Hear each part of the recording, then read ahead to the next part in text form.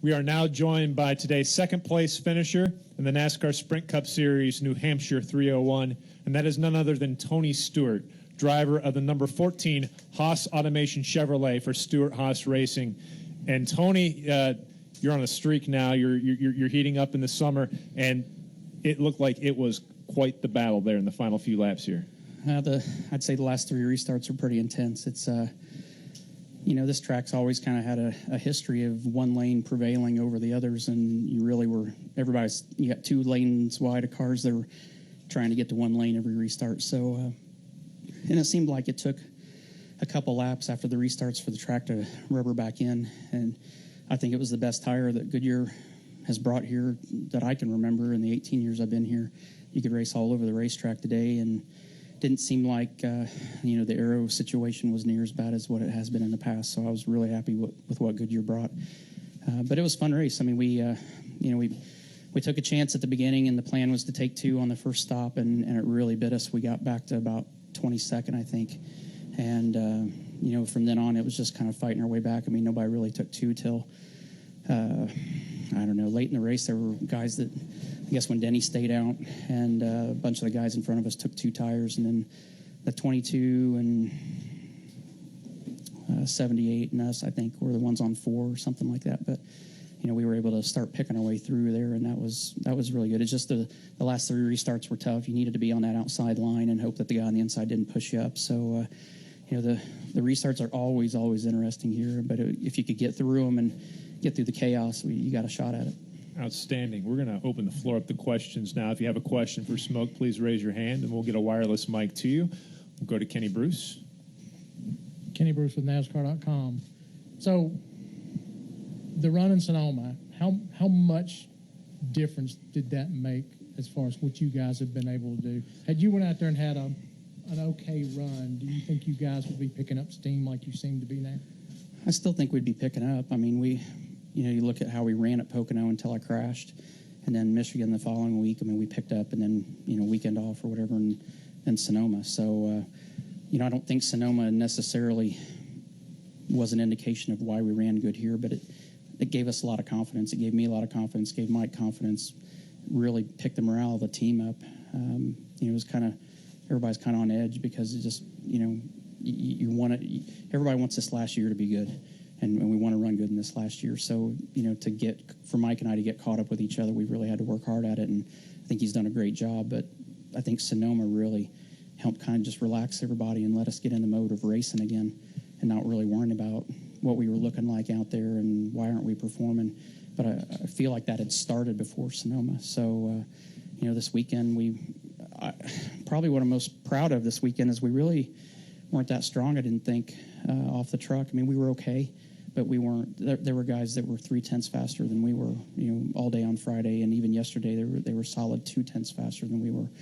And to be able to work through things, Mike spent while I went to Eldora last night for Kings Royal, Mike was working all night, and so my phone would vibrate in my pocket, and it's 11 o'clock at night, and he's got a question still that he wants feedback on, and that's the stuff I like about him. I mean, he's a workaholic, and I guarantee you he watched the entire race last night. I mean, he watched the night before the race. He watches every previous race there, and just kind of watches what happens. So, I mean, for a guy that's not been, the head guy on the pit box for very long, I mean, he's got a lot of savvy about what's going on there. So, I feel like things are kind of gelling around us, and I feel like everybody's just kind of got that one. And now everybody's just working, and I felt like from where we were on Friday to where we ended up today, it was a lot of momentum and a lot of gain through the weekend. We'll go next to Terrell and then back to Jonathan.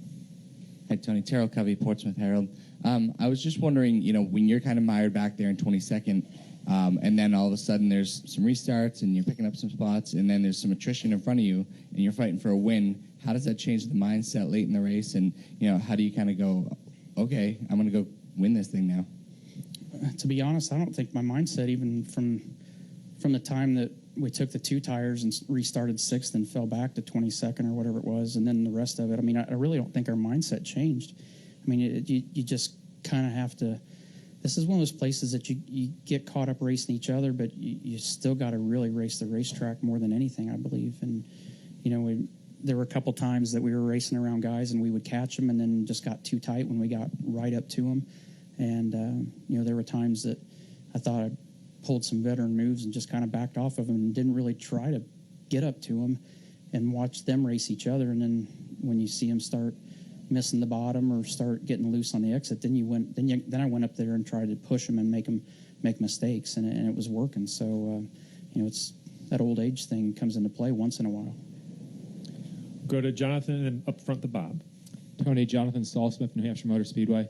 You've had a lot of success here at New Hampshire. You have one race left in the chase in September. How much confidence do you have after today that you can win that race, move on to the next round? Well, a lot of things happened. But for sure, I feel like we've got something to build on from when we come back. Both Mike and I feel like we've got some things to gain on. I hope everybody else feels like they got what they got's good enough. But I feel like we have room to gain from it, and he's the kind of guy that won't stop till he figures it out. So it's a solid weekend, but it's the spring race, and when you come back here in the chase, the whole atmosphere is different. So we'll come back and do the best we can with it. Next to Bob. Bob Hawker, CSPN. I have two questions about the upcoming week.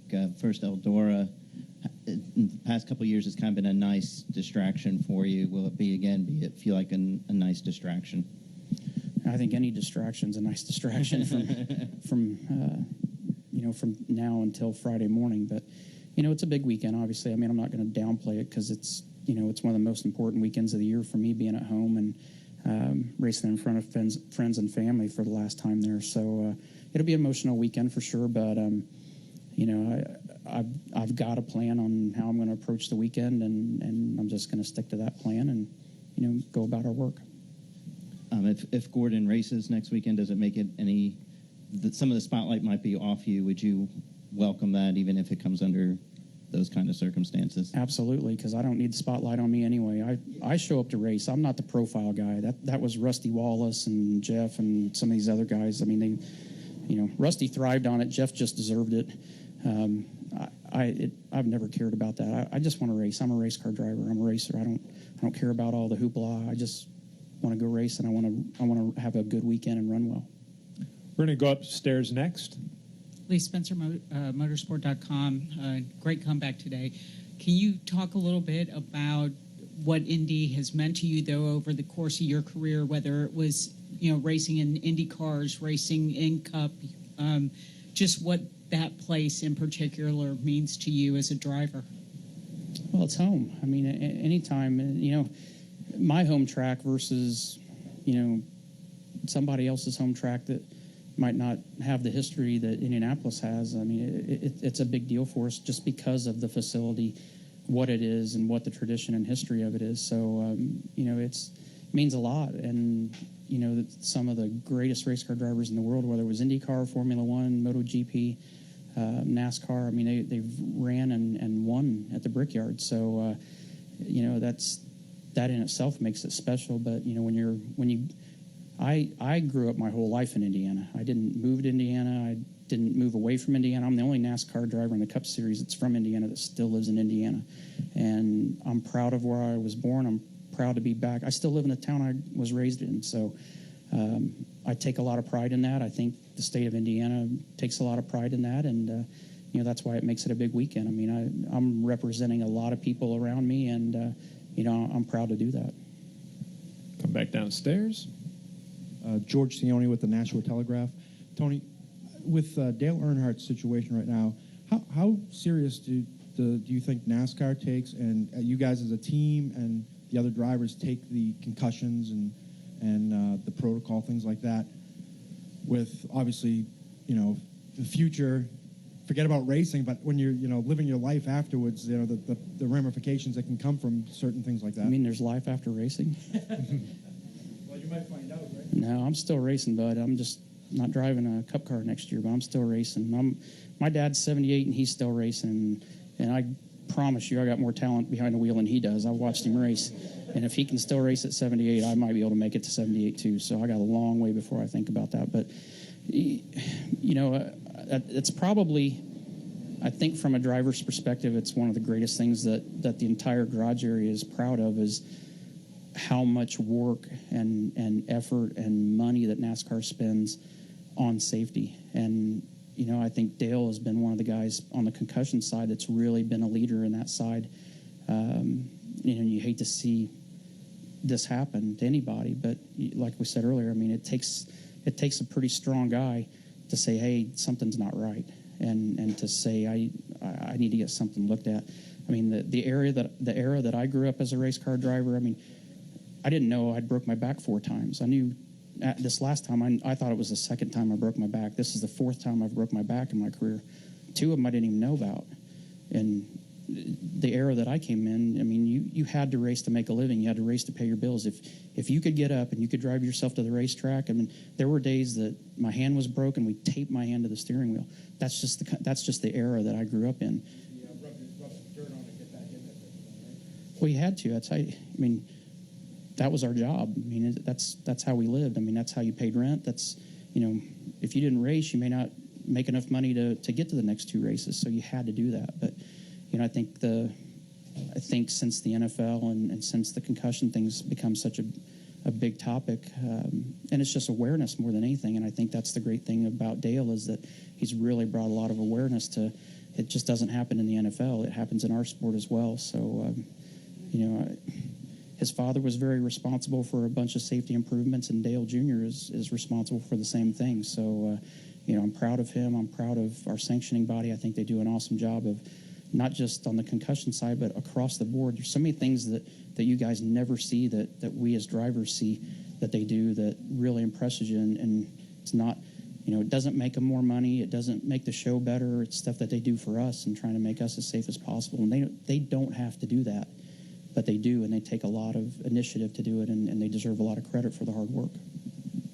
Come back up front to Kenny. I know your focus is on your team and what you guys need to do to improve. You had your win. Brad won 2 coming into this race, but the Toyotas were strong again today, really strong at one point. Do you guys feel like you're close to them, or do you feel like you've got another level to get to before you can run with them? Or I think there's been a couple races here recently where we've kind of fought the same issues across the board with the 4 cars in our organization.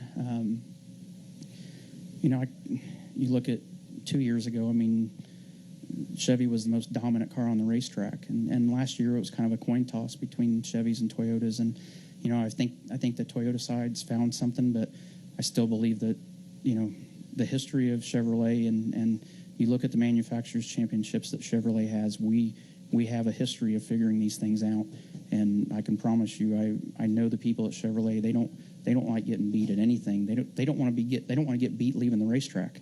So I mean, they take it serious, and I promise you, we'll put the 4-court press on for them to get it right. Before we let you go, Smoke. I'm not in a hurry. It feels great in here. It's the most comfortable I've been all day.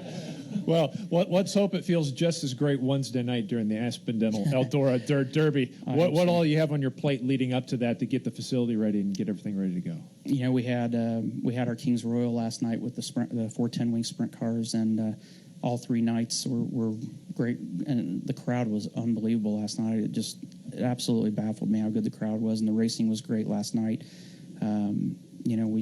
It's the normal thing. I mean, this is what's different between pavement racing and, if these guys had to run a race on Wednesday, they don't have to do anything to the racetrack. We have to do everything to our racetrack to get ready. So, like I do every year, I'm flying from here straight to Eldora, and I'll be there from tonight through Wednesday night. And, a lot of the stuff that we do for the racetrack side, at least from my role, is done, in the middle of the night when everybody else is either finishing at the bar or coming home from the bar. I'm still working, so we'll do what we have to. I got a great staff there. We got Roger Slack and Larry Bowes, and we got a great track crew that is as dedicated as any to get this thing done and to get it done right. So we'll go back there and we'll kick butt and we'll get after it and get ready for Tuesday and Wednesday. That's great. Well, we look forward to it on Wednesday night. We look forward to seeing you next week at Indianapolis. Good luck to you. Don't worry, I'll be around. I'm easy to find. Absolutely. Thanks, buddy. Thanks, guys. Take care.